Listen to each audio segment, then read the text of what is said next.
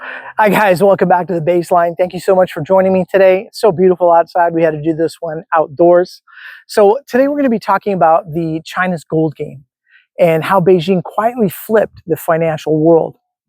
All right, so let's get this out of the way first.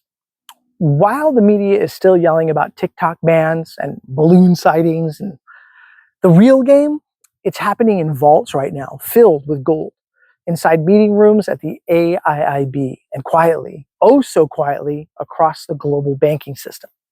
So, you know how people say sometimes, follow the money? I don't know. And that, I think that might be outdated right now. So today, I think we have to follow the loans, the currency swaps, and the gold shipments if you want to understand what's coming. Because China, they're not throwing punches. They're laying bricks of a whole new world order.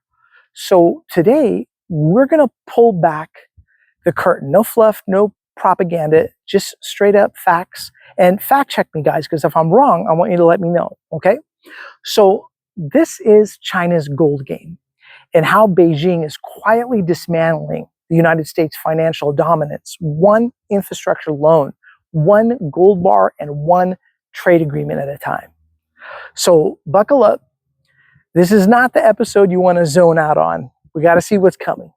Now, it's not a trade war. It's a loan war. So let's start with something nobody's really talking about. The Asian Infrastructure Investment Bank. Sounds boring, right? But this bank, it's China's quiet weapon. Launched in 2016, based in Beijing, and as of now, it's got over 100 member countries. That includes the UK, Germany, but you know who's not a member? That's right, us, the United States. Because America saw this coming and went, nope, we're not playing that game, we're not doing it. But guess what? The rest of the world did. Even our friends and allies joined. Why? Because the AIIB is offering something absolutely irresistible.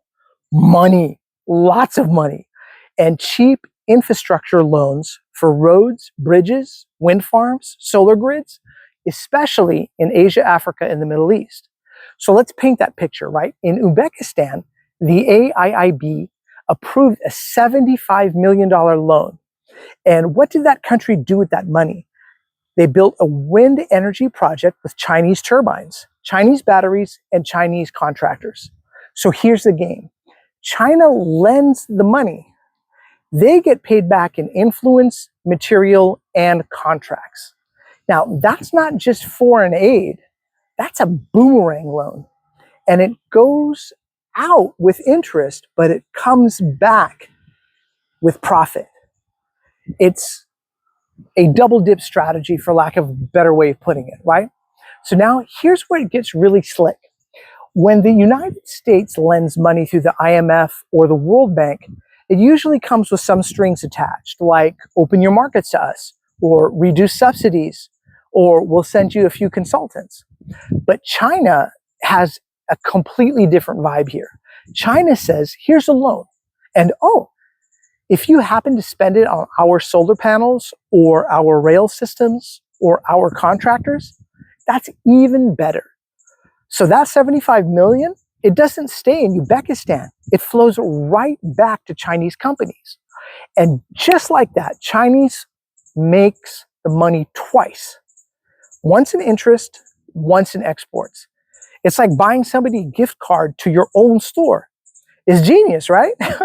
But listen, I'm not trying to hype up China, but you do have to give credit where credit is due. And that is strategic thinking. So are they trying to make a great escape from the dollar? Let's talk about the dollar for a moment. For decades, America's greatest superpower wasn't necessarily the military. It was the almighty dollar. We're the reserve currency. We didn't just sell oil or build iPhones or run Hollywood. We made the world use our currency to do it. Now, why does that matter? Because everyone uses your money. You basically get to charge rent on the global economy. Sanctions hit harder, your debt is cheaper, your financial system is the playground, and everyone else just gets to swing on it. So China, though, China's building another playground. So what are their steps to doing this? Step one is they are reducing their dependence on the dollar. Step two is they are offering the RMB denominated loans to other countries. And step three is store value is something nobody can freeze, or gold value nobody can freeze, right? So the gold play here is more than a shiny rock. So let me hit you with something a bit wild. China isn't buying gold, they're hoarding it. The PBOC has been scooping up metric tons every month, and it's not just the government. Walk through a shopping district in Beijing, and you'll see gold jewelry shops packed with people. It's like Black Friday, but every day, but for bullion. Why? Because China doesn't want to be in a position where some United States Treasury Secretary can push a button and freeze their assets. Gold can't be frozen, can't be sanctioned, can't be hacked. It's neutral, it's ancient, and it's universally respected. And here's what's even crazier.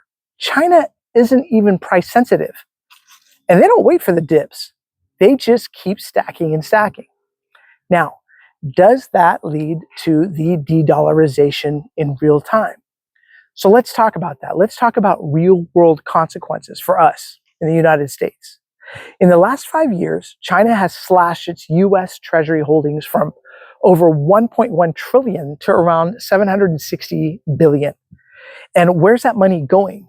Well, a mix of things, as it were. Infrastructure loans, road projects, and yeah, gold. Now, this is called de-dollarization. It's not just China either. Russia, Iran, Saudi Arabia are exploring non-dollar trade deals. Why does this matter? Because when fewer countries use the dollar, the United States can't print and borrow as cheaply. Our debt gets riskier. Inflation hits harder, and our economic immune system, as it were, it really weakens. So what is the US response? Are we going to wake up to all this? And here's the million-dollar question. Is the United States doing anything about this? Well, kind of. We've tried pushing back with export controls, with tariff threats, and tech bans, but those are really defensive plays. China has already shifted to the offense, and their loans come with fewer strings. Their technology is getting better and better, and their financial institutions are becoming real competition. And the United States turns inward, arguing about TikTok bans and who gets to read what book, while China is building bridges. It's concerning, okay? I'll say it calmly. But literally, this isn't just economics. It's chess, and it seems like China is thinking at least 10 moves ahead. So ultimately, we have to play bigger or get played. So if we were to bring this home, this isn't just about Beijing or Washington. This is about how power is shifting, and not with bullets, but with banks. And not through war, but through wealth creation, although it could probably lead to war at some point, who knows. But the question is, are we going to keep playing the same game, or are we going to level up? Because whether we like it or not, the world is changing. And those who understand money, influence, and long-term thinking, they won't just survive, they're going to lead the future. So I think for all of us, for me, for you, for any one of us concerned, I think we have to stay smart, stay curious, and most of all, we have to own our own mind. Because the next decade, I really believe, is going to reward thinkers, builders, and strategic movers. Anyway, guys, I appreciate you guys watching the baseline. Thank you so much, and we'll catch you guys on the next round. Okay, cheers, everybody.